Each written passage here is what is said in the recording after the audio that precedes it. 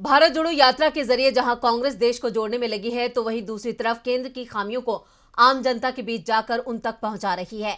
उसी कड़ी में अब एक बार फिर राहुल गांधी ने सरकारी योजनाओं का जिक्र करते हुए मोदी सरकार पर जमकर निशाना साधा।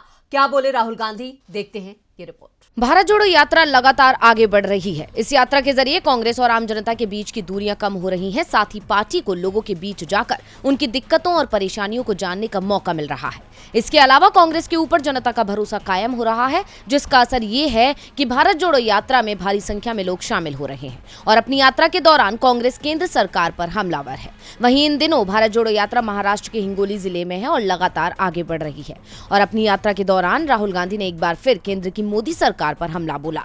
हिंगोली जिले में जनता को संबोधित करते हुए राहुल गांधी ने सरकारी योजनाओं का जिक्र किया। राहुल गांधी ने मोदी सरकार पर निशाना साधते हुए आरोप लगाया कि सशस्त्र बलों के लिए अग्निपथ भर्ती योजना, नोटबंदी और जीएसटी नीतियों का उद्देश्य देश के लोगों में डर पैदा करने का रहा है।